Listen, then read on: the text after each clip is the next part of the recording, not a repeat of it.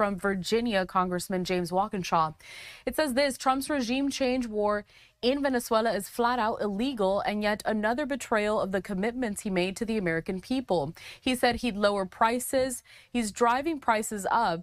He said no, quote, new stupid wars. He's starting new stupid wars. Hashtag Venezuela. Well, joining us now on the program is Congressman Walkinshaw of Virginia. Representative, good to have you on. Thanks for having me. So it pretty much says it there in that social media post, but let's talk a little bit more about your initial reaction when you heard that this operation went down in the first place.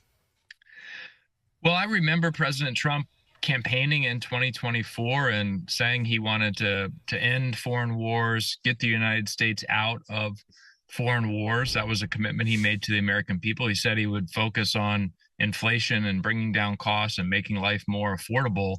And he hasn't brought down costs. We see costs rising.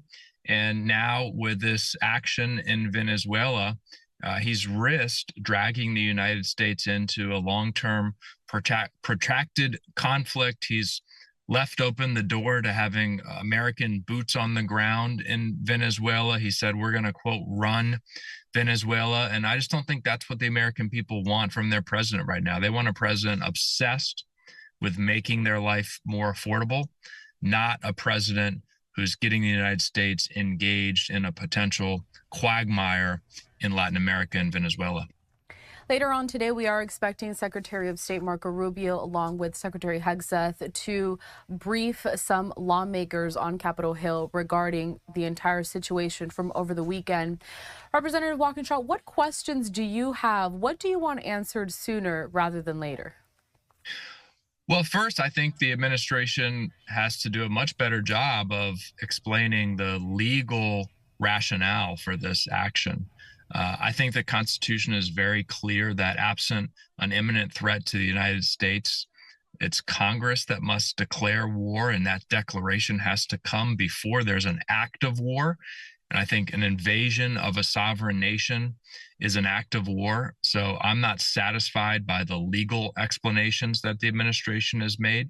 I think they need to explain what they mean when President Trump says that the United States is going to, quote, run Venezuela. How much will that cost the American taxpayers to, quote, run Venezuela? Look, we can all agree that Maduro was a brutal dictator, and no one should shed any tears over his fate. But as of today, the Maduro regime is still in charge in Venezuela. So the Venezuelan people aren't getting the democratic opportunity, the opportunity for democracy that they deserve. The Trump administration seems very focused on Venezuelan oil and access to Venezuelan oil. And I don't think that's what the American people are interested in. What would you say to your colleagues who do support the way that everything happened and how the Trump administration handled the situation when it came to getting Maduro out of Venezuela to face charges here in the U.S.? Well, look, there are thousands of individuals across the world who are facing charges, have been charged with crimes in the United States of America, including other leaders of sovereign nations. There are individuals in Russia who have been charged with crimes in the United States of America. We don't invade those nations with military force to extract individuals who are being charged with crimes in the United States of America. We can't obviously do that everywhere. We should not have done that here. And we don't know what the long-term complications or implications will be of this action. And what I would say to my colleagues, even if you agree with what the Trump administration has done here, even if you think it was the right action to take, if you're a member of the United States Congress sworn to uphold the United States Constitution, it is very clear that it is our responsibility as the Congress to debate, discuss, and vote before an act of war like this can take place.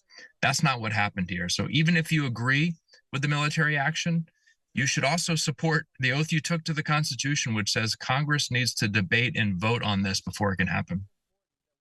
Speaking of some of the concerns that you have, The focus now is Venezuela, but the Trump administration and the president himself has also mentioned Cuba, Colombia. He's taking a look at other Latin American countries. Are you concerned about possible military action in other countries going forward? And have you heard maybe some of those concerns within your Democratic Party? Yes, I think there is a lot of concern that President Trump and the Trump administration, especially the so-called hawks in the administration who want to see more and more military engagement, see Venezuela as a first step and are looking at next steps in our hemisphere. And look, there are at least 15,000 American service members right now deployed in the Caribbean. Thank God, none of them lost their lives or were injured that we're aware of in this operation in Venezuela. But any deployment creates and carries with it risk. Their lives are at risk right now by virtue of being deployed in the Caribbean. And if we expand this these operations into other countries, American lives will be lost. And that's not what Donald Trump campaigned on. That's not what the American people want. Finally, Representative Walkinshaw, what message do you have for Venezuelans across the country and more specifically who are located in Virginia? Well, the message that I have for Venezuelans here in Virginia and across the country is that the United States of America should be always a voice for democracy, for freedom, for equality for all people around the world.